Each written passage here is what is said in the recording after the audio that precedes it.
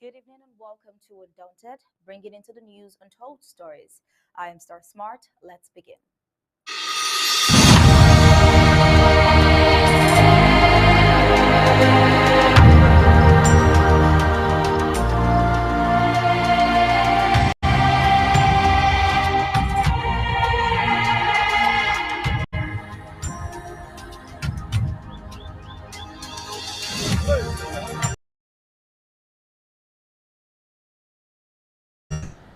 Lara Public Cameroon's mayor of Muyuka local government area plans on advising Muyuka youths to talk to their friends in the bushes, to drop the guns and let things return to normal, even if it means having a meeting with them as he considers himself like a father to them.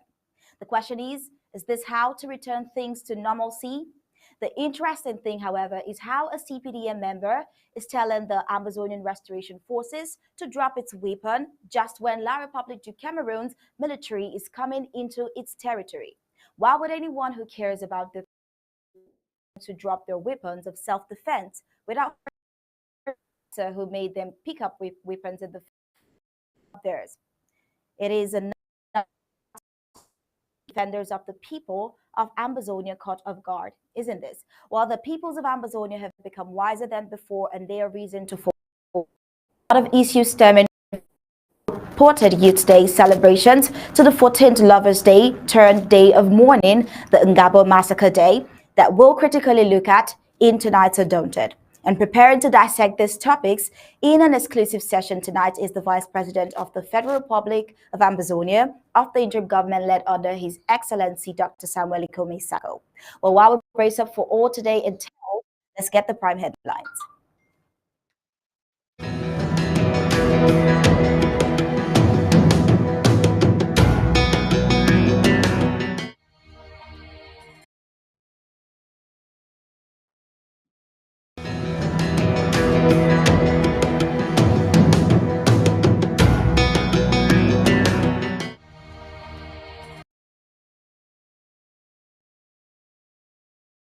Right, these are the prime headlines for today. We'll start with revisiting the Ngabo massacre, of course, it's 3 years after.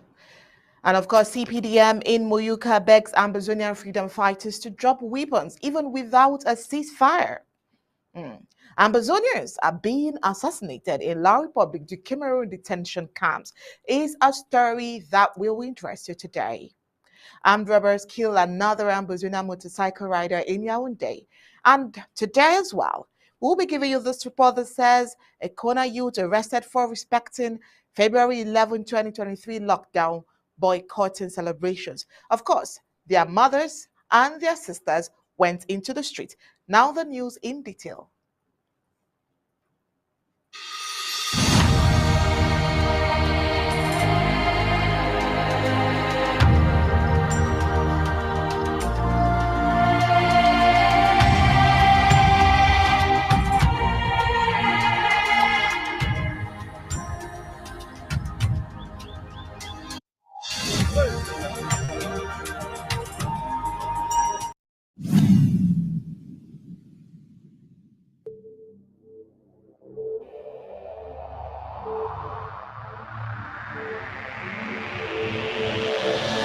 The media greatly influences society.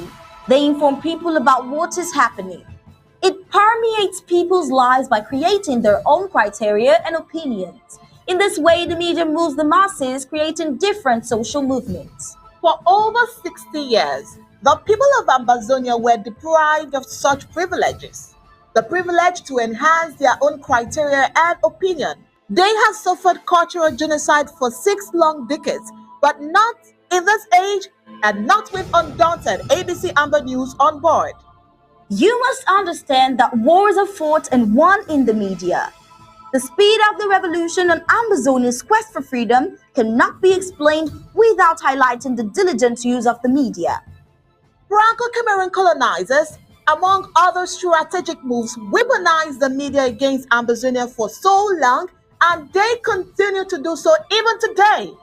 The question would be, how much do the oppressed people of Ambazonia need to counter the media rage? Indeed, how much more is required to stop the genocide? The carnage in Amazonia didn't start today. In 1961, 1972, 1984, and 1992, Ambazonians were slaughtered in huge numbers and help was not forthcoming. Why? Because the oppressor was the piper in the media. The good news is we have what it takes to dictate the pace. Right now, ABC Amba TV is taking advantage of the wonders of multimedia aggressively to inform the misinformed and disinformed with Undaunted and other revolutionary programs bringing it to the news untold stories. Most importantly, to win the media war by taking ABC Amba TV into every multimedia platform. In a word, where the importance of storytelling can never be overemphasized, Ambazonians has to tell her own story, not the other way round. And like we say it always, Ambazonia must narrate her story accurately. We can do this together, you know, right? You are just a click away. Visit our website at www.abcambatv.com, and the steps are quite simple. With just a click on the website, you can become a club member with so many benefits. You can also make a one-time donation, advertise and showcase your goods and services at the marketplace on the website. That was easy, right? You're welcome on board. And thank you for opting for the winning team.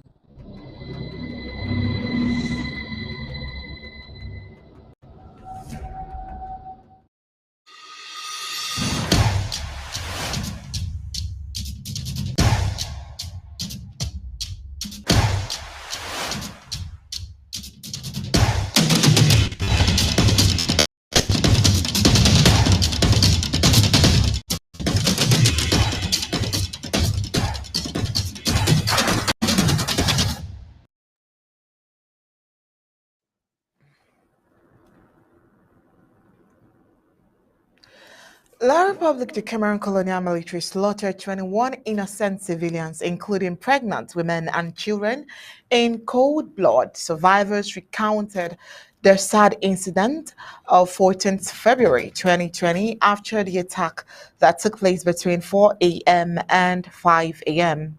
Now, when residents of Ungabo 3 neighborhood woke to gunfire and found themselves surrounded by uniformed colonial La Republic to Cameroon invader soldiers and roughly 30 Fulani civilians who they recognized from rebel neighboring villages. Now, of course, this is a very sad incident, but we must continue to tell the tales. This is where we will begin the full briefings of Undaunted tonight. I am Onyi Obalan. Smart is here. How are you doing, Star? Very well, Oni. Good evening, Amazonians. Rights groups accused La Republic du Cameroon's colonial security forces of waging an increasingly brutal counter-insurgency campaign against Amazonian freedom fighters after one of the deadliest civilian massacres in recent years sparked international condemnation and fears of an expanding conflict. The Ingabor massacre, one of the La Republic du Cameroon security forces' worst atrocities since the conflict in the southern Cameroon, also known as Amazonia, began in the late 2016. The government initially denied that its security forces were responsible, but following international pressure, the octogenarian will be established a commission of inquiry on March 1st, 2020. The colonial Yaoundé government then admitted that its security forces bear responsibility and announced the arrest of two soldiers and a gendarme in June 2020 who were presented before the colonial military tribunal in Yaoundé, and they were charged with murder, arson, destruction, violence against a pregnant woman, and disobeying orders. The court is about 450 kilometers from Ngabo, making it difficult for family members of victims to attend. According to Human Rights Watch, when the trial started, it was welcomed as a step towards justice and tackling impunity for military abuses in southern Cameroon. But 3 years after the massacre, victims and their families are still waiting justice, while security forces have continued to commit serious human rights violations. While Human Rights Watch research concluded that government forces in armed ethnic Fulani killed 21 civilians in Ngabor, including 13 children and a pregnant woman, burned 5 homes, looted scores of other properties, and beat residents in a reprisal operation against the community suspected of harboring freedom fighters. Ethnic Fulani living in and around Ngabo, also known as Mbororo, and are mainly pastoralists whom the colonial government in Yaoundé used to fuel the crisis. The African Commission on Human and People's Rights has said that all investigations must be prompt, impartial, thorough, and transparent, and that failure transparently to take all necessary measures to investigate suspicious deaths and all killings by state agents and to identify and hold accountable individuals or groups responsible for violations of the right to life constitutes in itself a violation by the taste of the right. Now, other international standards, including the United Nations Minnesota Protocol on the investigation of potentially unlawful death, and jurisprudence from human rights bodies such as the European Court of Human Rights for an effective investigation to be transparent, victims and their families need to have reasonable access. Well, lawyers for the victims and their families told Human Rights Watch that Sections 177 and 189 of Cameroon's Criminal Procedure Code provides the possibility that a magistrate could go to Ngabo and collect testimony from witnesses. But instead, lawyers said courts have used Section 336 of the Criminal Procedure Code to allow criminals' proceedings to be heard and determined without witnesses present. International standards also require an effective investigation to identify and collect evidence from probative witnesses, to take all feasible steps to identify and locate those allegedly involved in the crime, and to hold to account all those responsible, such as those with command responsibility.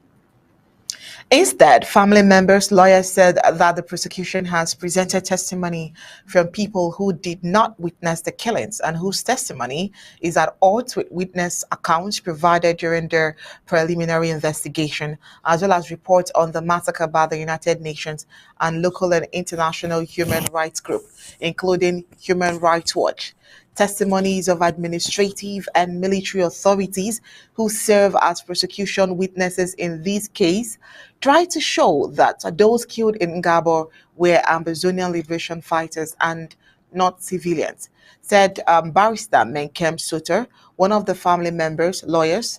It looks like the goal of the investigation, he said, will be to show that Cameroon security forces only killed separatist fighters in Ngabo and that the killing of any civilian was the work of vigilantes.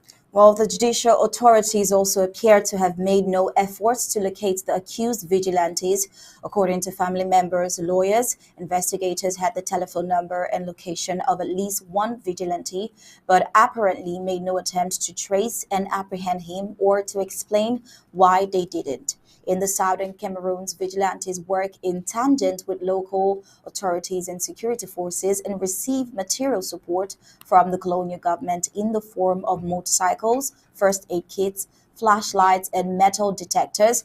As a result, the colonial La Republique du Cameroon subdivisional officers, including the one in Undu local government area, which includes Ngabo, should normally have a list of the vigilantes working in their areas. The use of ethnic militia by the colonial La Republique du Cameroon's government adds a dangerous new dimension to the conflict.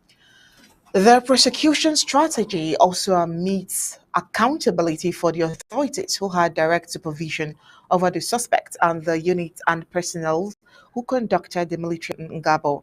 Now, this includes the Colonial La Republic, the Cameroon commander of the 52nd BIM, who acknowledged that he authorized a reconnaissance operation to Ngabo and the Colonial Ndu subdivision officer.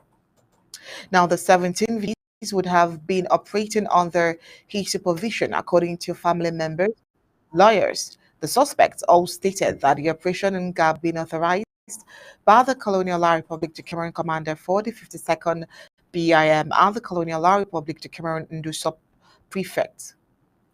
Lawyers for the victims also said that the judge in charge of the case also sits on the Court of Appeals, to which complaints about the trial and requests for review will be referred.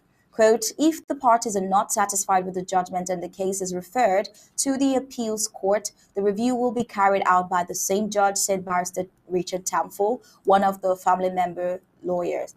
Now, this is a blatant violation of the right to appeal to an impartial tribunal as set out in the principles and guidelines on the right to fair and legal assistance in Africa. Judicial impartiality is compromised if a judicial official sits as member of an appeal tribunal in a case which he or she decided or participated in a lower judicial. As the trial goes on, La Republic du Cameroon continue to commit serious crimes in the southern Cameroon's Amazonia, underscoring a climate of impunity that has fueled the conflict in Amberland for 7 years. Human Rights Watch observed that the lack of justice for the killing of civilians in Ngabo and the reoccurring military abuses are avoidable consequence of the failure to ensure effective investigations and prosecutions. Cameroonian authorities should rein in their security forces, ensure an end to abuses, and guarantee that those most responsible for the Ngabo killings, as well as other serious abuses, are held to account in fair and effective trials. Eyewitness accounts: Gladys Kuichere, a woman in her 50s, was the first victim. Emerging from her doorway, she was shot dead by attackers who entered her home and killed her daughter and 5 of her grandchildren, who were all under the age of 18 and one of whom was just 5 months old. Kuichere's 2 other grandchildren, Jude and Mediane, fled the house into the thick bush surrounding the village, where they were also shot and killed. Both their bodies in the bush and the house were then set ablaze. 7 people in a nearby house were also killed and set on fire, witnesses says, as attackers swept through the village, shooting indiscriminately at fleeing men, women, and children. Some victims were shot dead in the streets and their corpses set on fire while they fell. Others were dragged back into their homes, which were then set ablaze.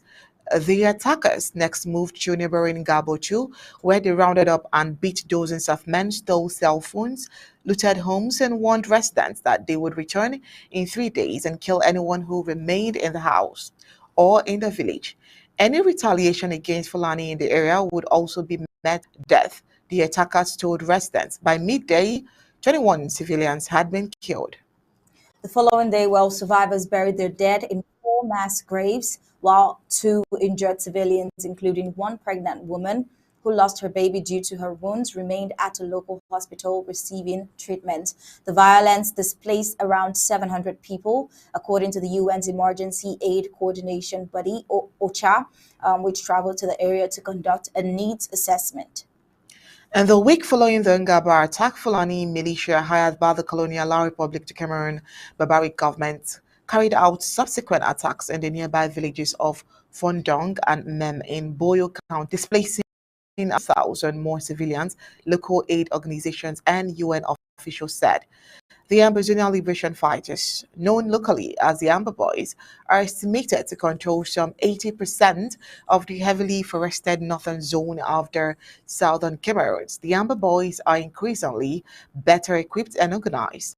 They have recently been carrying out more sophisticated guerrilla-style ambushes and attacks. Well, besides the Holocaust in Ngabo, peace-loving Amazonians have suffered similar fates. Brutal La Republic du Cameroon, killings, burnings, lootings, maiming, raping in several other localities like Mautau, Kwakwa, Muyuka, Moya, Boya, Ekona, Mamfe, Ndop, Kumbo, Batibo, Nje, Pinyin, Santa, Bali, only for standing up for their fundamental rights, and over 40,000 has been killed so far. Over 500 homes and villages razed down, hundreds of thousands have fled their homes, deplorable conditions in the bushes or in neighboring towns and villages. Many are on the run as refugees and many others in jail.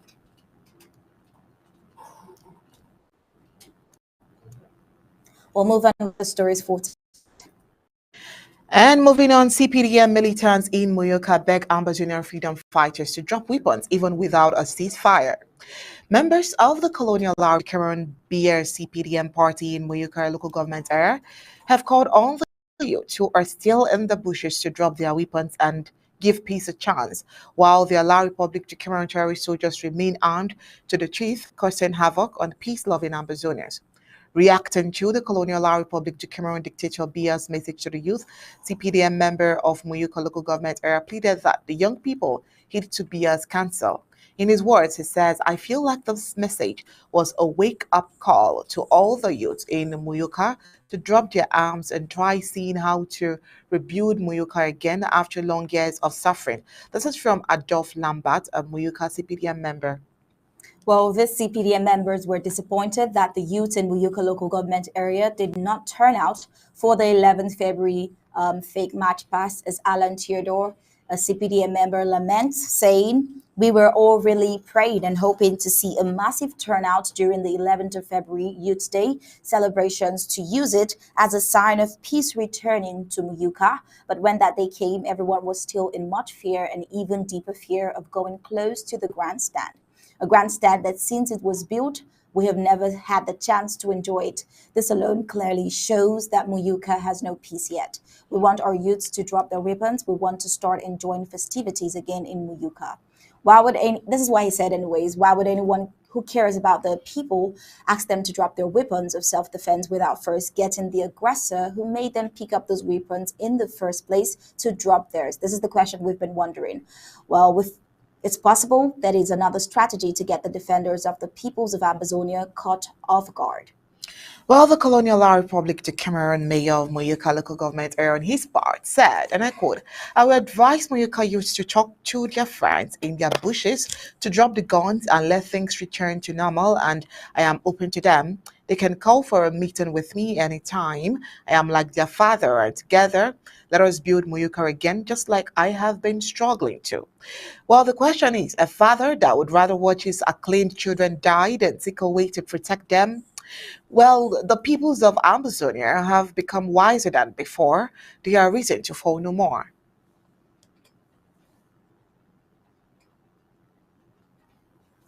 On to the next report, we'll take a look at the La Republic of Cameroon's military engineers who arrived at Kondo TT just on Valentine's Day, February 14, 2023, for the construction of the Kumba Ekondo TT Road project.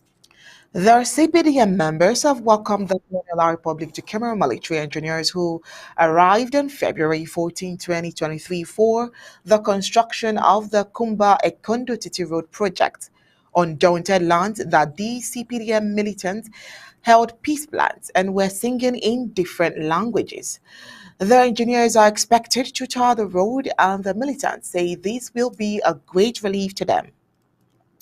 According to Godfrey Tam Young, a farmer in Ekondo TT, 15,000 francs is what they pay during the rainy season, and 6,000 to 7,000 francs during the dry season as transportation fee to move their farm products to the markets in Kumba. And with the tarring of the road, they could be paying 1,000 francs CFA, he says, which is so much of a burden taken off of their shoulders.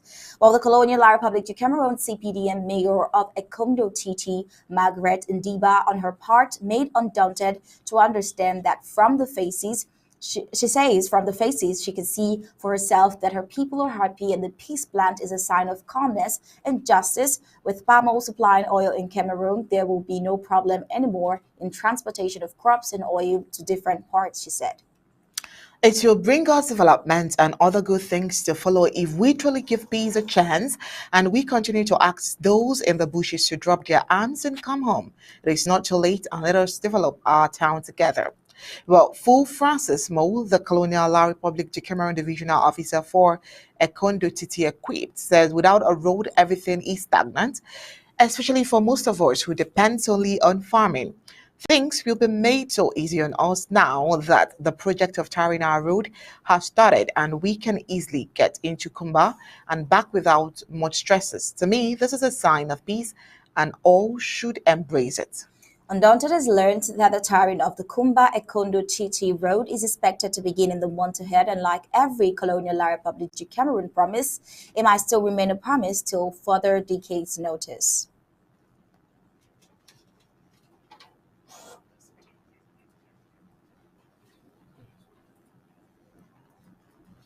All right, we'll take a look at the next report for tonight.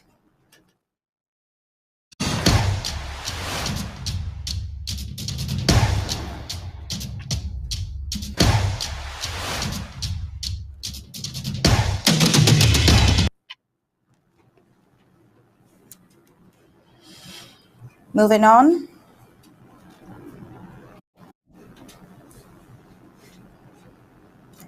Ambazonian detainees in La Republic du Cameroon prisons are not safe anymore. Not only is the harsh detention killing them, but they are also being systematically killed by the La Republic du Cameroon.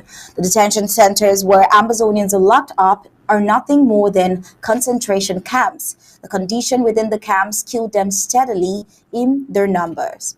Now, many of the Amazonian detainees can't be accounted for by La Republic du Cameroon administrators. This is because Amazonian detainees who die are simply piled up and dumped in a ready-made hole and buried.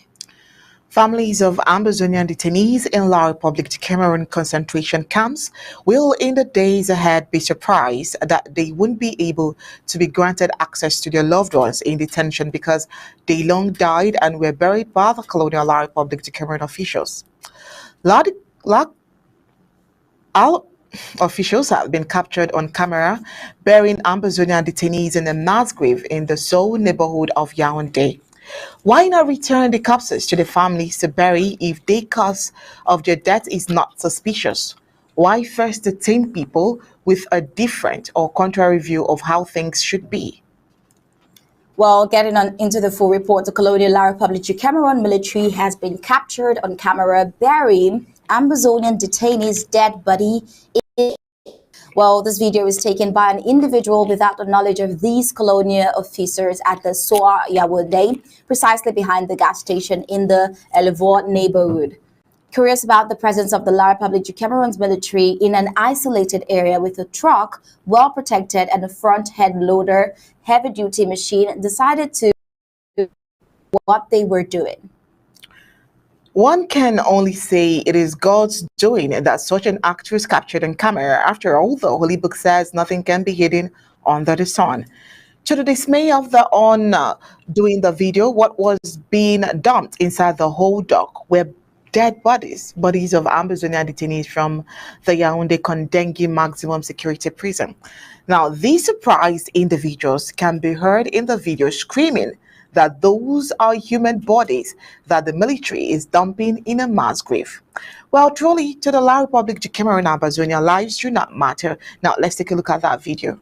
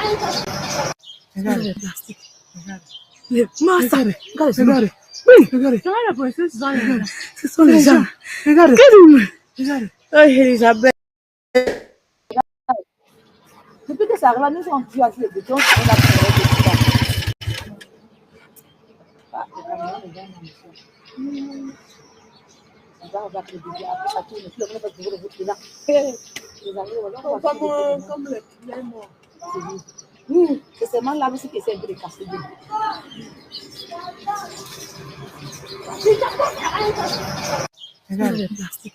I got it. Master, I got it. guys, I got it. bring. I got it. Come on, boys. This is all. I got it. This one is down. I got it. Get him. I got it. Oh, Elizabeth. Well, there you have the video, and on to the next story. Also disheartening, Venue Alpha, who hails from Bowie County, is another victim of armed men who have been targeting Amazonian young men and women who have escaped from the ravaging war rocking Amberland to seek for safety, only running from fire to the deep sea in cruel La Republic to Cameroon. Vernie U. Alpha, a commercial motorcycle rider in Yaoundé, had just celebrated his birthday 2 days prior before he was killed in the Nkwabong neighborhood in Yaoundé.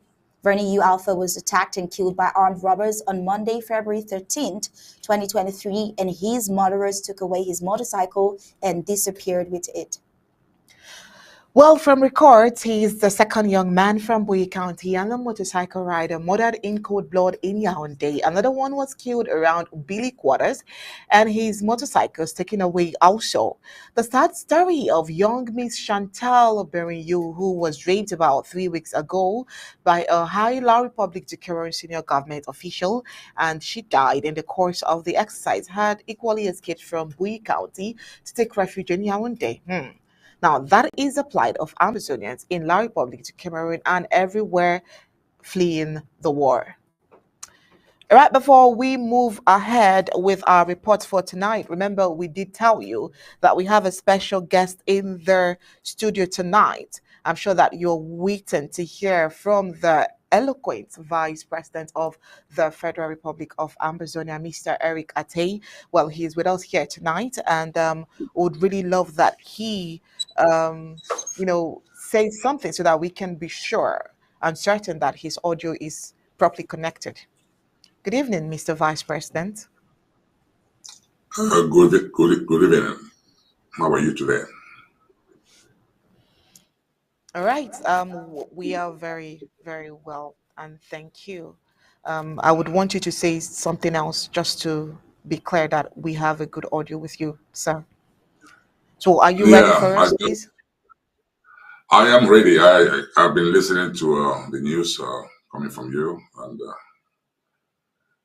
I hope everything is well. Yes, now that is sure. Our first story tonight was on the Ngabo massacre.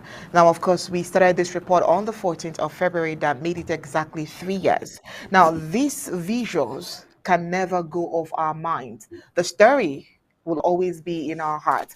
But the surprising thing is that throughout or all throughout this period when this particular massacre took place in 2020 up until now, the killings has even continued and it's even worse. I would want you, Mr. Vice President, to lean your voice and tell us more about this, condemning it entirely. Well, the one mistake that the international community and some amongst us have been making is to think that the Republic of Cameroon's war against us is just against our restoration forces. They are fighting a war against the people of the southern Cameroon. So uh, they don't make any distinction when it comes to who they kill. The incident in Gabu left a gaping hole in our hearts. And to this day, I don't think any true Amazonian has ever forgotten that incident when the Cameroonian military went in there and killed all those children. It is really sad to note that the international community looks on while these barbaric incidents keep happening in our territory. But I want Ambazonians to also understand that this war is not between La République du Cameroon and our restoration forces. This war is between the Republic of Cameroon and the people of the Southern Cameroons, because La République du Cameroon doesn't make any distinction between those who have dubbed themselves freedom fighters and those who are just going about their business.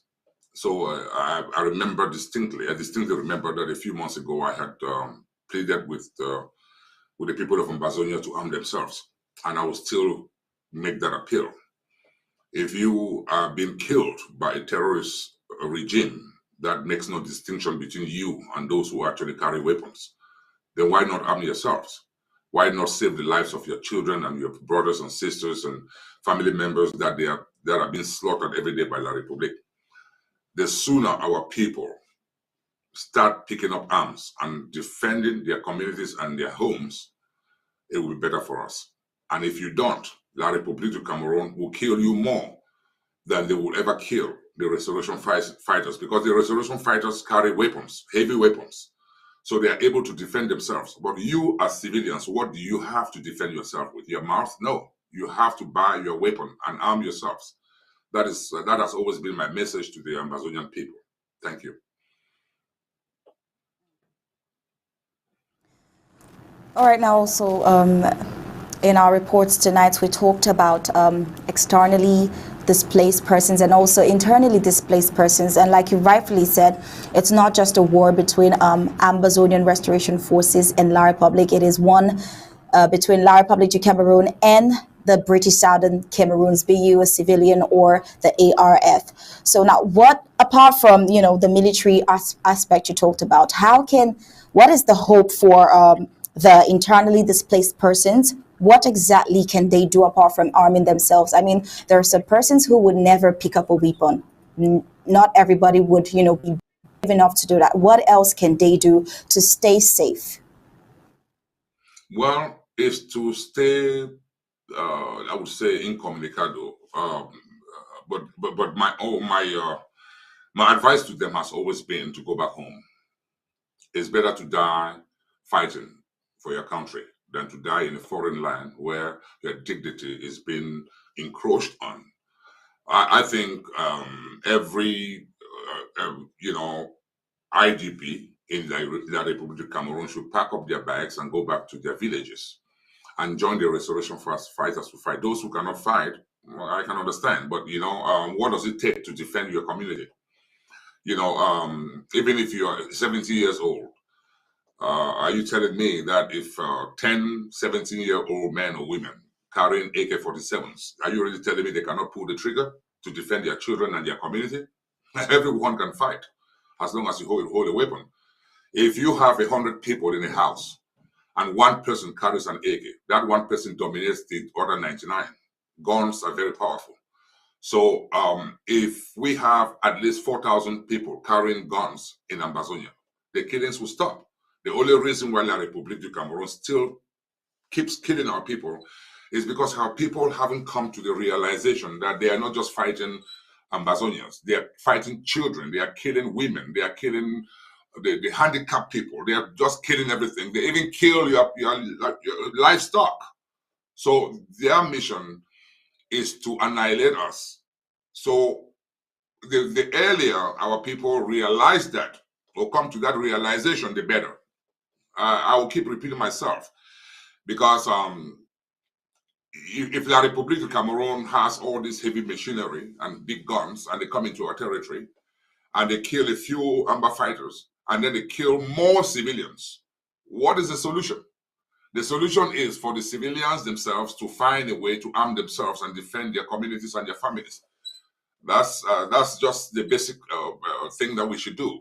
If we don't do that, then we're gonna keep having these nightmares in our territory. We have to make sure that we encourage our civilians to protect themselves. The right to bear arms is not just for those who are brave, it's also for those who are weak. If you are weak, then make yourself strong. Empower yourself with a weapon to defend your communities.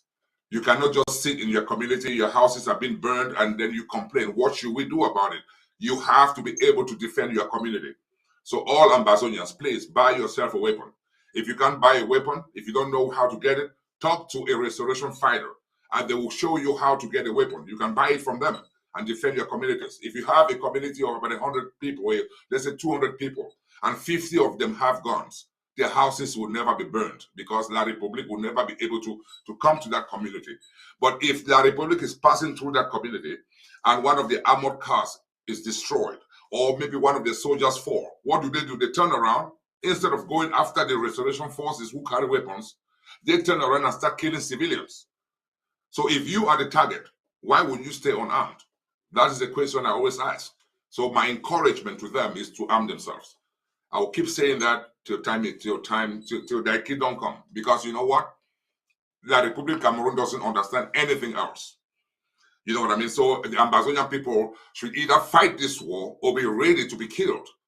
You either fight or you die. So every civilian in Ambazonia should own a gun. That is my message to the Ambazonian people. Thank you, ladies. So, Mr. Vice President, while you're advising that Ambazonians should hold a gun and buy one or even find ways to get one, the CPDM party in Muyuka is asking the youth to even drop the ones that they have and come out to reconcile. And this is not even the first time, but again, I think this is the first time we are having you talk about or react to this particular issue where the CPDM party in Muyuka local government area is asking the youth to, come out and drop their guns and drop the weapons that they have, the weapons that you are even advising others to get. What would you make out of this situation? Well, the people should understand that the CPDM are the bees in civilian clothing. Members of the CPDM party are not different from the bees that are killing our people. So it's the same as the bees telling, the BIRs telling the restoration forces or our people to drop their weapons. You know what I mean? How can you be killing somebody and they are barely surviving? And then you tell them, hey, you know what? Drop your weapons. What about those who have dropped their weapons and went to the DDR? What has become of them? Where is Nambere? Our people should not be fooled. I know our people are very smart, but I just want them to abandon any pockets of ignorance that persist in our society. Never drop your weapon. The only way this thing stops is if the Republic comes to the realization that they cannot win this war and come to the table. They cannot ask us to just abandon the fight when they have shown time and time again that their only objective is to annihilate our people. That's all they want to do, kill people. So the reason why they're asking our people to drop their guns is because they want to portray a semblance of normalcy, to tell the international community that, you know what, we have won the war and everything is normal. Our boys, these people are dropping down their weapons. What are you kidding me? Somebody comes into your home. They have already killed, let's say you have 12 members of your family living with you. They come into your home, they have already killed 6 of your family members. And then they are standing outside shooting at your house and telling you to drop your weapons. If you drop your weapon, the remaining 6 of you are going to die. So the Ambazonian people should know that. So, when they said what they said, did the restoration forces in the Koda drop their weapons? I don't think they would do so because they know that is a death sentence for them. So I actually hope that the civilians in the Kona can also buy weapons and join the restoration forces to fight the war. They can carry out covert operations to make sure La Republic is frustrated in every corner of our territory. That is the way you fight a war. This is a war against our people. They don't make any distinction between those who are the restoration forces and the civilians and the innocent mothers and children who have been murdered. Look at Gabu. What did those children do? Did they deserve to die? The children who died in Gabu, if their parents actually had guns, they wouldn't have died. The only way to protect yourself and live is to buy a gun and protect your family. Thank you. Thank you to Mr. VP. Well, as you've already said, it is already a critical case at this point. You're already at a war zone, just being a British Southern Cameroon's Ambazonia. Already you are at a war zone from all you've said. So as critical as this is, when will the international community do something about this, like do something drastic about this to stop this war from going on? Are there any updates on the involvement of the international community? Well, they are selling, the Republic of Cameroon is signing contracts with most of them to exploit our natural resources. So what does that tell you? The nonchalance coming from them is because of that. But guess what I'm saying? Okay, for instance, let me just speak candidly to the Ambazonian people. After all what has happened in this revolution during the past maybe few months, we must all come to the realization that the only entity in this revolution who is actually fighting for the people of Ambazonia is this interim government. However, we have a draft, a federal draft coming on the 25th of February. Mobilization will start as soon as possible. From tomorrow, we're going to start mobilizing our people. I'm appealing to every Ambazonian to empower the federal government to do the right thing on home front. During the past 3 years, we have drafted our counties and our LGS, and we will continue to do so. But what we have realized is that national projects cannot be effected because the federal government doesn't have enough money to do the things that they're supposed to do. Money goes to the grassroots, but sometimes carrying out national projects and leaving it in the hands of the grassroots is not very effective. So I'm appealing to every Ambazonian to attend the draft on the 25th. The president made it very clear the other day that we don't care about negotiations anymore. Our primary concern right now is to save the lives of our people, to put things down there that will preserve the life of our people and their communities. This must be won on the battlefield, because you know what? We have a belligerent party who doesn't believe in a negotiated settlement. If you are fighting a war against someone and they are telling you that their only desire is to kill you and kill all your people, what do? Do you keep shouting about the international community should pressure them to come? No, they have told the international community that they are not interested in peace. And so our responsibility is to empower our people to actually resist the annihilation. So please, Ambazonians, next Saturday, the 25th, we are drafting the federal government, and we'll be doing so every single month and applying whatever money we can muster on home front to make sure that the lives of our people are saved. So that is my appeal to everyone. Thank you. All right, now, VP, you actually nailed it there for the President of the Federal Republic of Ambazonia to say that that's really critical. At the moment, we're not concerned about any negotiations due to the fact that the belligerent party has outrightly said they do not want any form of negotiations. And what is paramount now is for Ambazonians to stay safe, the people of Ambazonia to stay safe. But before we continue, or leave the Vice President, Okay. he made mention of draft.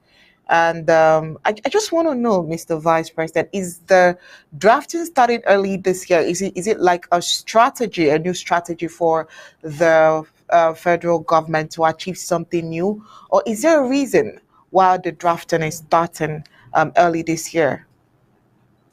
Well, we came to the conclusion that the way we have been doing it previously hasn't really, it worked, but it didn't work the way we anticipated, the way we actually wished it would. How? Why do I say that?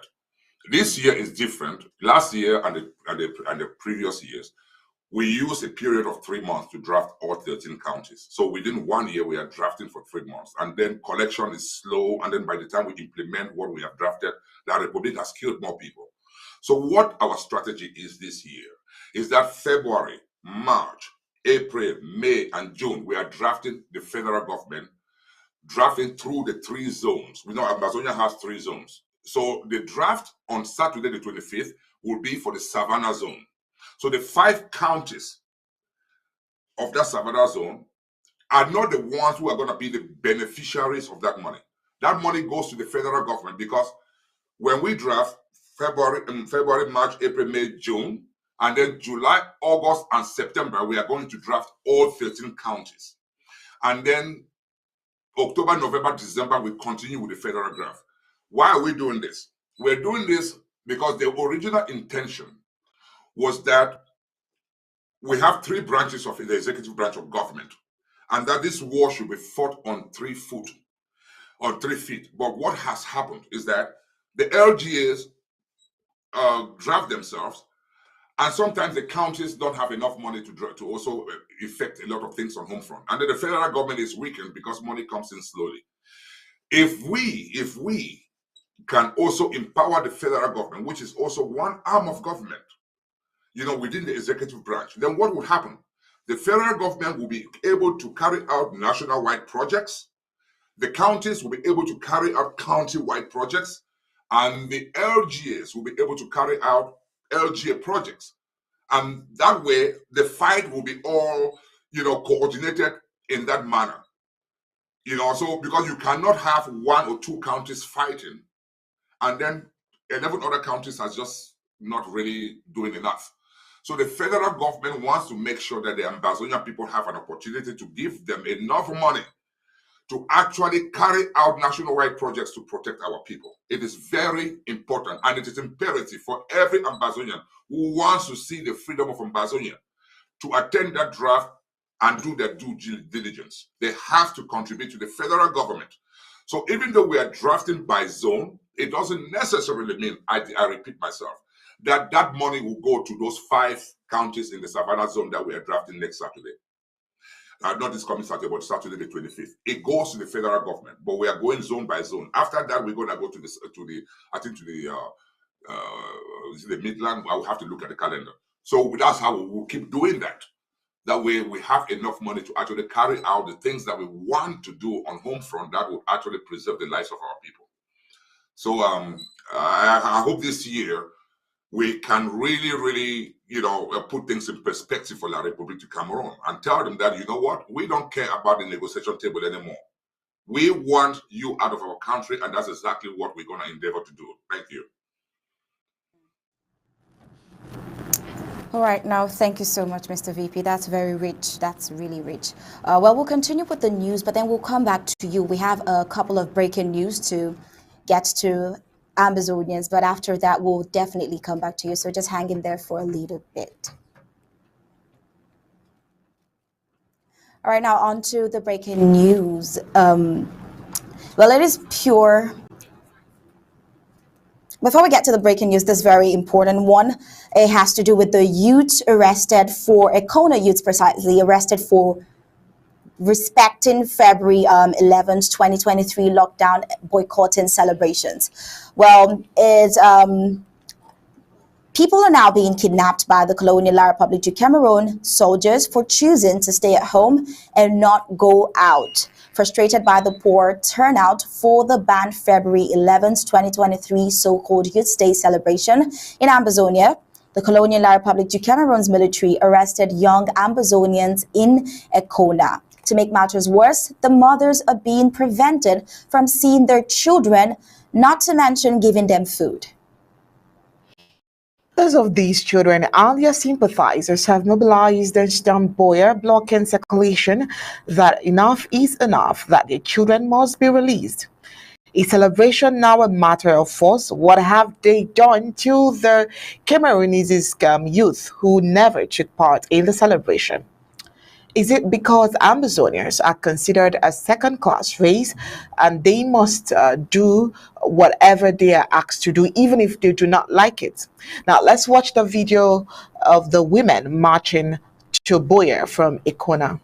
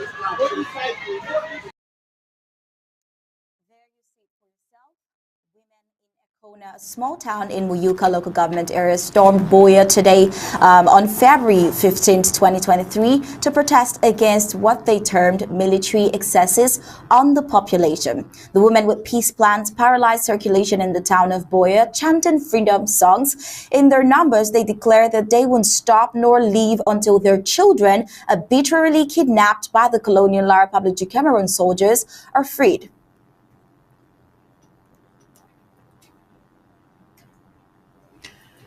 Now, due to the frustration of Ekona youths not showing up for the banned February 11 television, the colonial authorities decided to vent their frustration on the youths by arresting them the next day. On Sunday, 12th February 2023, a host of colonial La Republic du Cameroon military men stormed Ekona and arrested innocent youths playing football on the field and arrogated them to Boya. The same operation was carried out by the Colonial La Republic du Cameroon military on Tuesday, February 14th, and the same locality, arresting more people. Well, on Wednesday, 15th February, they again stormed Ekona and arrested some youths in the quarter and killed one innocent young man who was just walking from taking his bath. Undaunted gathered. They arrested our brother. This is a quote now, a quote. They arrested our brother almost every week for no just reason and termed them to be Amba fighters. This is a local regretted. So it is not the first time, actually. The mothers of these youths could not hold themselves anymore when the colonial authorities denied them from giving food to their children. This is evident that the colonial La Republic du Cameroon administrators want to starve these young, energetic, and dynamic Ambazonians to death. The colonial authorities in Boya finally yielded to the pressure from the women, and all those detained were released. Now, this is just but a little of what innocent civilians are going through at the hands of the colonial La Republic du Cameroon administrators deployed in Ambazonia. Many Ambazonians are languishing in detention centers without committing any crime. Now that the youth of Ekona have been released, they should be watchful because targeting killings is the next unusual option of La Republic du Cameroon thugs. Now let's see a video of the women celebrating victory after forcing the release of their children.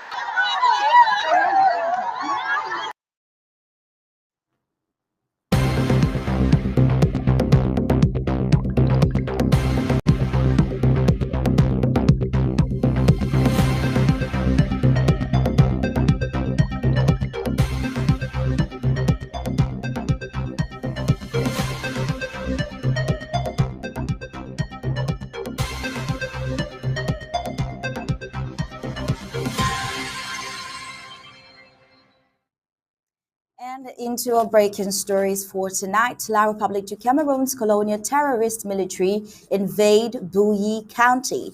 Field reports say Bouilly County is heavily militarized and civilians and passengers plying Bamenda Kumba Road advised to be on maximum alert. Reports reaching Undaunted today, February 16, 2023, say more than 30 military trucks conveying colonial La Republic du Cameroon soldiers trespassed through Ngoketunja County for Bouilly and have immediately engaged in battle with the Ambazonian Liberation Fighters, who has waylaid them at Wainama Jakiri local government area.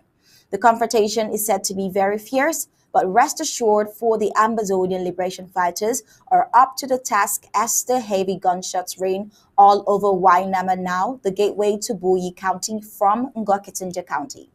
Well, Undaunted also gathered that after the fierce battle at Wainama, the gateway to Boye from BBC in Ngoketunja County, over 8 military vehicles forced their way out to continue to Kumbo local government area, but were met with another doom and battle with the second ambush unit at Soup, led by the black vampires of that area.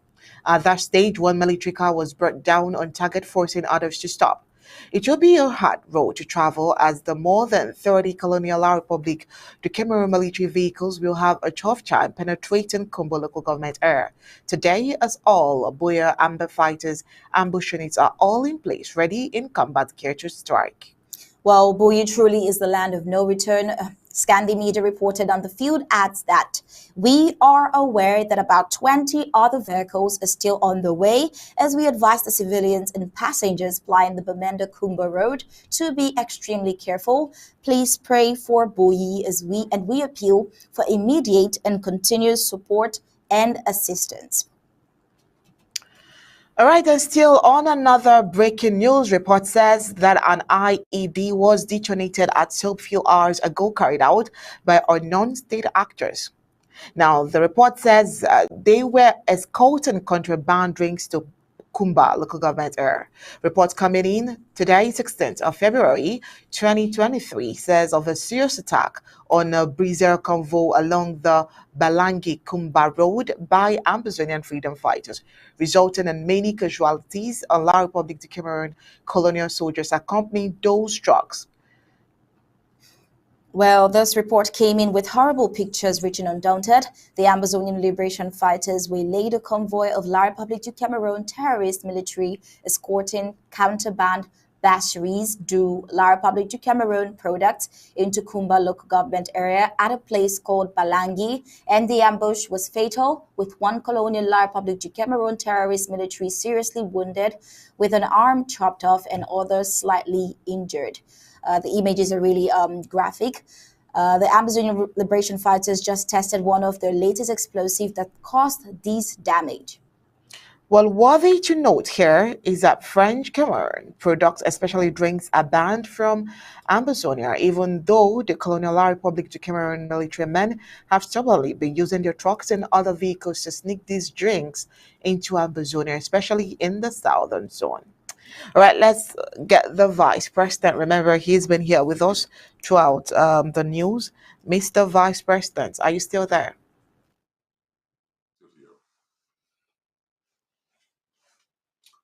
I'm still here, ladies. All right, Mr. Vice President, let's get your reaction concerning the Ekona women. Now, of course, just like they say, women are stronger than they even know. They went out to the street and protested and eventually got their kids out.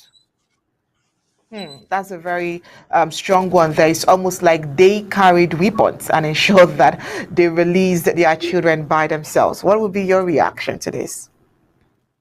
Well, I just hope that the Republic of Cameroon terrorist troops did not mark them one by one and then go back afterwards and do harm to them. I just hope that, that their children who were released were going back to a safer place. Because you know what? When they were arrested, La Republique probably didn't just want to, liquidate them or kill them. Maybe I just hope that they didn't release them to come back into the neighborhood and kill them. And that is why I keep saying that this war is not a war between La République du Cameroun and the restoration forces. It is a war between La République du Cameroun and the people of the southern Cameroons, because they do not make a distinction between those who carry weapons, who call themselves Amazonian restoration forces, and the civilians. However, I commend the women for their courage, for going out there and protesting for the release of their children. But I will never, ever, stop encouraging every Amazonian, civilian or not, to buy themselves a weapon. Because if those boys had weapons, even if you can hide weapons behind your house, when you see these terrorist troops coming towards your neighborhood, you go out of the house and you pick up your weapon and you defend your community. You know what I mean? When they were arrested, did they have any, when these terrorist troops went into a corner to arrest those boys, did they have any warrant of arrest? They did not. What did the boys do for them to be arrested in the first place? So our lives, is like at the mercy of these terrorist troops. So if we want to reverse the situation, I'm encouraging every civilian to to buy a weapon and protect themselves. And if you cannot buy a weapon, at least buy some bullets and donate it to the boys who are actually carrying the weapons. The responsibility to free Ambazonia is not only doesn't only belong to those who have actually taken the courage to fight. It also belongs to every other Ambazonia who wants to see Ambazonia free. I don't think there's anyone on home front, except maybe for some few federalists who have been fraternizing with La République du Cameroon. I don't think there's any Ambazonian in the Southern Cameroonians, in the Southern Cameroons, who doesn't want to see a free country and live in a free country where your rights are respected. So if you cannot buy an AK-47 or weapon to protect your community and yourself, then please sponsor the Amba boys, sponsor the Restoration Forces, contribute money to them, so they can buy the bullets to protect you and to protect themselves. All this way of coming out and protesting with peace plans, it doesn't work. La Republic doesn't care about that. They will keep killing you until you succumb to their will. And their will is to dominate the Southern Cameroons for another generation. But we cannot let that happen. So we are encouraging everybody to join the fight to free our country. So I like I said, I applaud the courage of the women to do what they did, but I'm not going to give them 100% encouragement to keep doing that. I think, they should fight. They should defend themselves. They should tell their children not to let themselves be captured by a bunch of thugs from Yaoundé. They should be able to bring them down when they come into their communities to arrest them. Thank you. All right, thank you so much, Mr. VP. Well, there's this eyewitness audio that we would also like you to listen to and react to. Now,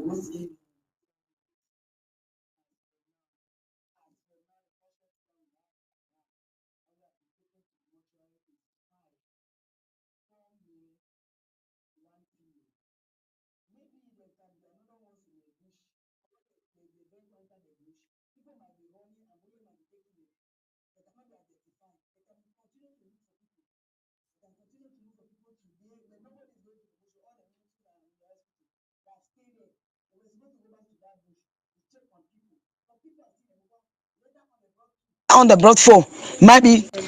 As for now, good evening, families. As for now, the casualties that we have at hand, that we have been taken to the mortuary is 5, 4 male, 1 female. Maybe there can be another ones in the bush, because when the vehicle enter the bush, people might be running and bullet might be taking them. They cannot be identified. They can continue to look for people.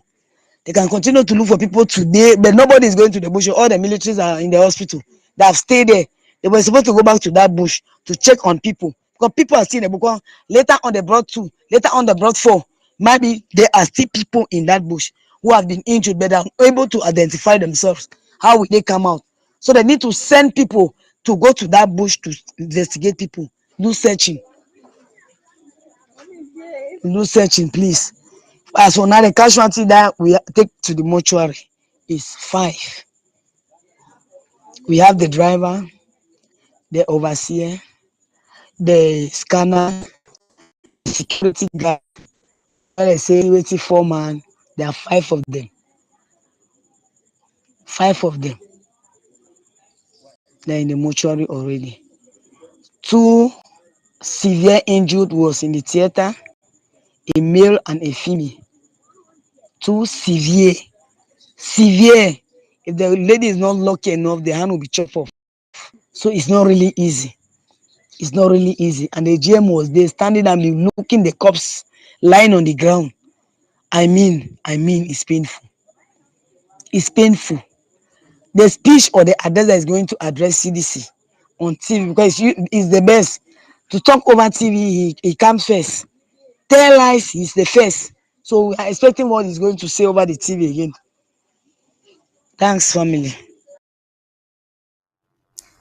All right, now, Mr. VP, that is an eyewitness to the ID explosion. I would like you to react to this particular audio, this particular testimony from this person. And also, while he's reacting, he could as well also note that the Amazonian fighters dealt with those boys because they were bringing in contraband drinks into Ambazonia. So you could react to the video and all of this together, sir. Well, I almost want to say no comment on this because it's one of those things that is really not the place of the government to actually comment on. So let's skip that. Thank you. Okay. All right. Now, let's go on to an interesting aspect of tonight's Undaunted. Well, we have this video. All right, let's go on with this interesting part of the interesting aspect of tonight's Undaunted. We have this video extract from the president's interview with BBC earlier today. We'd like to take a listen for you too.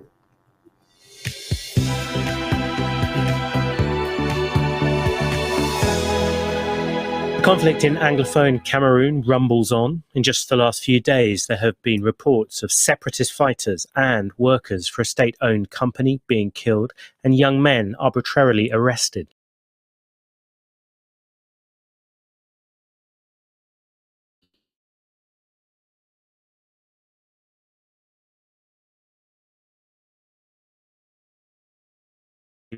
To peace. Last month, Canada said it would be mediating between Cameroon's government and several Anglophone movements, only for Yaoundé to reject this shortly afterwards. Well, Samuel Ikomiseko is a major figure among the separatists.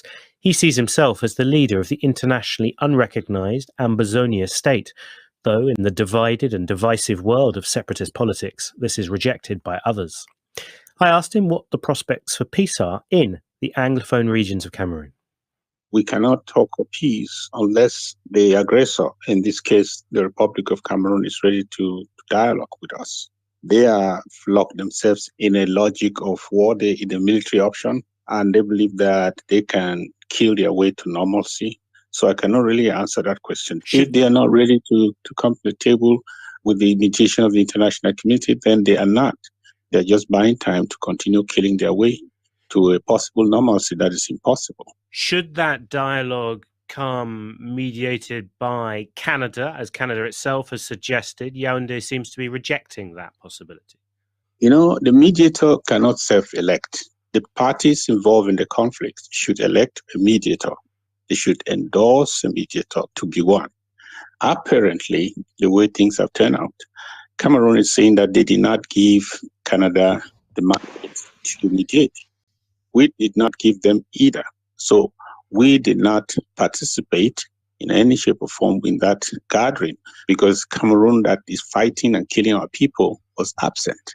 So we said, okay, when it becomes serious enough that Cameroon decides to send a representative of that government that is killing our people and somebody to head that delegation that can report back to their president, then we will be part of such an initiative. Otherwise, that was coming just 2 weeks after they declined the offer of the Swiss, the opportunity given by the Swiss, by the international community, that they pretended for 2 years to be in favor of, that they endorsed in the first place, the Swiss-led process. 2 weeks after they withdrew, then this charade was created in Canada. And Canada was not patient enough, did not follow the procedure, did not learn from the Swiss to have insisted that certain conditions be met by Cameroon to prove that they are serious this time, that they are not just going to waste their time as they wasted that of the Swiss, but they took upon themselves to convene a meeting that did not rise to the level of a mediated dialogue. President Biya recently celebrated his 90th birthday, half of that at least really in charge in Cameroon. There's so much talk in Cameroon about who will follow on from the president. Do you think that there's really no focus on resolving the problems of Anglophone Cameroon because of that, in part? I think that for a long time now, there has been a vacancy, a power vacancy in Yaoundé.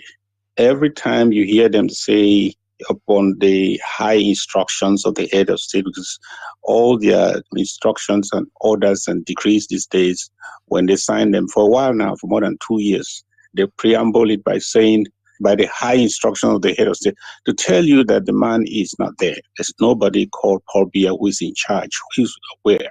We saw him in Washington when he was compelled to come to the United States to attend the US-Africa Summit. We saw somebody who was in an advanced stage of dementia, completely disoriented. He did not even know where he was. He was asking, I didn't ask for to speak or to be here. Who are those in the hall? You saw that clip. That's to tell you exactly what has been going on in Yaoundé for the past 2 to 3 years. So these people who are surrounding him, who are already positioning themselves for the after Biya, their sole concern is the after Biya. They're not there to solve Biya's problems. They are there to position themselves for the after Biya. And then this call of coming to meet us on the table cannot be made by a subsidiary. It has to be made by the president, who is unfortunately absent, And who meanwhile, doesn't have his mental capacities. Violence in Anglophone Cameroon continues, yes, from government forces, but also from separatist forces. For example, accusations that separatist forces killed 5 members of the Cameroon Development Corporation, CDC, recently. Civilians continue to suffer. It has not been part of our practice to just go into any place, even if those people are acting contrary to our orders, and then spray bullets like praying mosquitoes. That has not been our modus operandi. There are 4 actors that are active in the war terrains of Ambazonia, and I should make this clear. There are 4 separate actors. Criminal elements can come from both sides. And yes, they can be from our side, but that has never been our style. When people go against our laws, many times they have been arrested. They have been taken and then released. Samuel Ikome Sako there, the separatist politician and figure, should point out that Cameroon's president, Paul Biya, and his supporters would reject those allegations. All right, now we'll just hand the floor over to the Vice President, Mr. Eric Tay. Yes, ladies, it was a great interview by the president. I think he articulated some very strong points. I think those points are not alien to us. We have always known where the president stands when it comes to negotiations. The fact that he again reiterated that Canada made a big mistake to have promoted itself as a mediator without our consent. We who are the other belligerent party is quite good, and I'm happy that this interview with the BBC will be broadcasted all over the world, and I hope other major networks around the world will follow suit and interview our president so they can get first-hand information about where we stand. The fact of the matter is, like I said before the interview came, that we do not care about negotiations anymore. We are more calibrated towards, doing the best we can to protect the lives of our people and chasing La République out of our country. That is what we are focused on. Because we are not the aggressors here. La République du Cameroon is. And if they so choose to continue the activities within our territory, then it is incumbent upon us to also do the best we can to make sure that their endeavors are frustrated and empower our boys to do the job. And that's why I mentioned the draft for the for next Saturday, the 25th. So Ambazonians should know where we stand. And I'm pretty sure that they will agree with me that you cannot be waiting for negotiations between yourself and someone who has repeatedly told you and the international community that they are not interested in any negotiated settlement. Their only motive is to annihilate our people and kill them or beat them to submission. So it is up to us, Ambazonians, to pick up the pace and make sure those endeavors are frustrated. I am, ladies, before I came here today, we had scheduled a meeting that I would like to go to. It's a very important meeting. So if I can maybe stay with you for maybe 10 more minutes, and then I have to go to this very important meeting that I cannot miss. It is very important that I do that. So let's proceed. And that's all I have to say. I think the president said it all. There's no need for me to over-elaborate the case. Thank you. All right, Mr. Vice President, before we let you go, we have this report here according to CNA Unfo Hansen. He says Kongso Antoinette, former girlfriend to Ambazonian General No Pity of Bambalang, has been freed after spending 16 months incarcerated. The verdict was passed on the 32-year-old native of Bantu on Wednesday, February 15, 2023, by the Boya Military Tribunal in the southwestern region. She was sentenced for 16 months for failing to report a terrorist to authorities, but the breastfeeding mother had already sent over 16 months at the Boyo Central Prison, where she was awaiting trial. Now, apart from the 16 months imprisonment in the colonial dungeons of Yaoundé, the victim was also fined 65,000 francs CFA. Mr. Vice President, please, would want you to react to this particular report. Well, it's always a good thing that an Ambazonian is released, an Ambazonian who definitely was arrested under false accusations and pretexts. And I think he's a relative of Field Marshal No Pity. And so it's a good thing. It's a good thing. No one deserves to be in jail. But what I'm going to say is that Cameroon should also proceed in releasing the over, I would say maybe like 6,000 of our people or more in jails all over the country. And I want the Ambazonian people to also listen to this little piece of information that I'm giving them.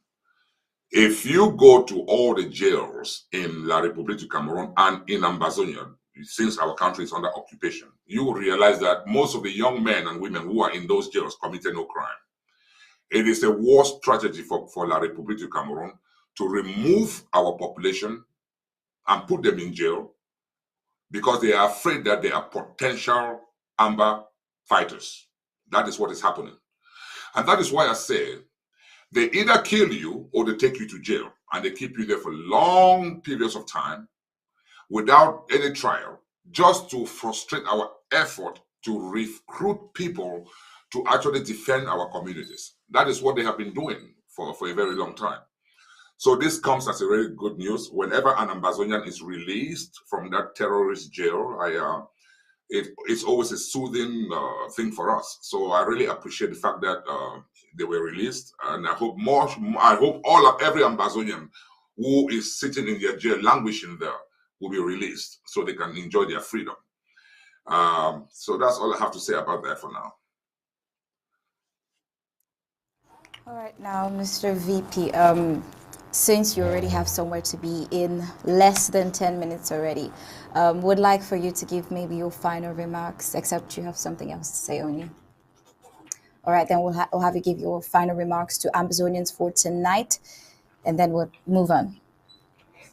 Yeah, my fellow Ambazonians, we embarked on this journey of no return a few years ago. And I want to, first of all, congratulate all of you for standing strong and making sure that our people don't fall. I know that all of us have wept when they fall. We have picked them up when they fall. And we have stood with them and reminded them that we will never, ever abandon them in this fight. The one message I want to send to the international community is that we did not ask our people to pick up arms. It is the brutality of occupation that pushed our people to start defending themselves against a brutal occupation force. And come back to us. We should never, ever let our spirits be dampened by those who have effectively connived with La République du Cameroun to betray this struggle. I know it didn't come up. But I heard an audio from a certain Chris Anu, if I'm not mistaken. Yeah, a certain Chris Anu saying that our people were the ones who killed some workers in the CDC. That question was asked to the president, and the president answered by saying this: that in a situation of war, there is criminality on both sides. But the modus operandi of this government is not to kill civilians. There is ample evidence that Cameroon has been the main perpetrator when it comes to the killings of civilian population. This interim government has never advocated that. This interim government spends time educating our fighters on the ground to respect the Geneva Convention, to protect the lives of their citizens. So for Chris Anu to go out there and make such statements, tying the Ambazonian Restoration Forces to things that they don't know, it was really, really, really sad. But again, if it's coming from somebody like him, somebody who has effectively abandoned the struggle and now is going around causing problems instead of actually fighting for Ambazonia, then it doesn't come as a surprise. But I want every Ambazonian to know that their government is a responsible government. Their government will never encourage the restoration forces to abuse the population of Ambazonia. And that any enabler in this revolution who will go out there and try to pin our restoration forces as criminals will fail. Again, I want to thank everyone for being here today and listening to me.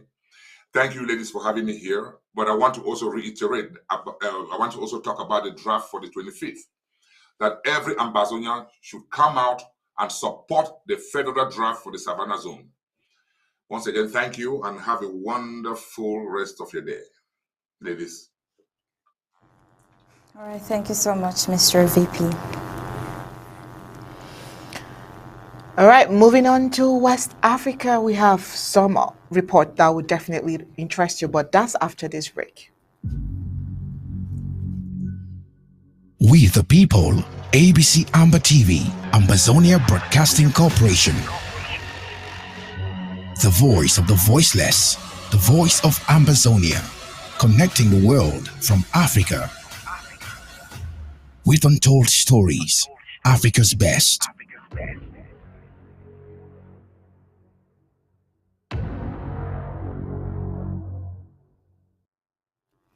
And in Africa, in West Africa, Nigeria, riots erupt in its cities as bank policy leads to scarcity of cash. Angry protesters attack ATMs and block roads in frustration, a lack of new banknotes days before election.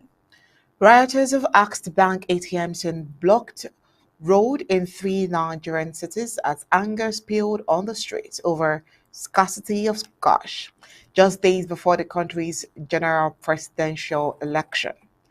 Nigeria has been struggling with shortage in physical cash since the Central Bank of Nigeria began to swap old bills of the local naira currency for new ones, leading to a shortfall in banknotes.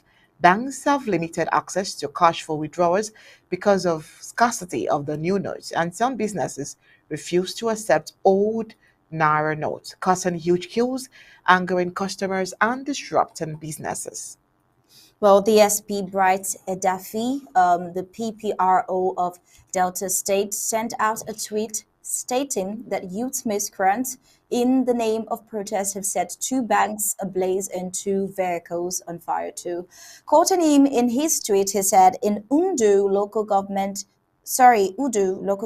area of Delta State in Nigeria, some unguided youth/miscreants in the name of protests have set 2 banks and 2 vehicles ablaze. We have arrested 9 suspects so far. Some persons will still call this protest. While other Twitter users were more angry about the term miscreants that he used, one of a few Twitter users replied, attacks on banks is just a misplaced tactic on how to express anger. The banks being attacked belong to individuals and not the government. While we call on the federal government and CBN to punish banks hoarding, selling the new notes, we must see those burning banks as terrorists. I mean, there are so many ways to go about this, but burning banks and properties.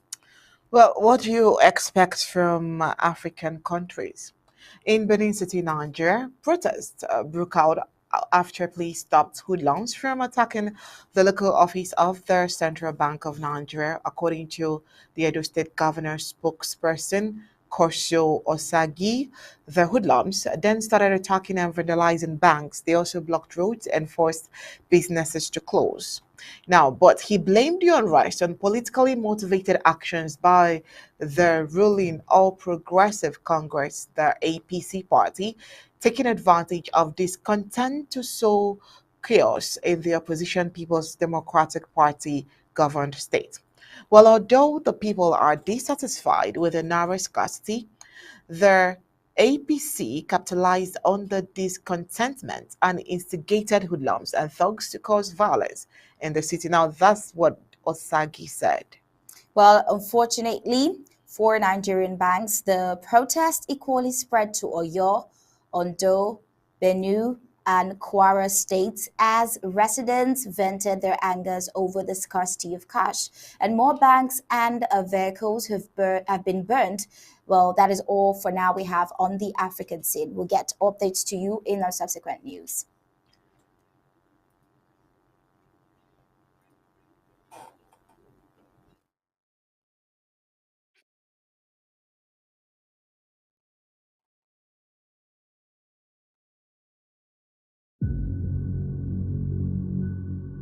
We the people, ABC Amba TV, Ambazonia Broadcasting Corporation. The voice of the voiceless, the voice of Ambazonia, connecting the world from Africa with untold stories, Africa's best.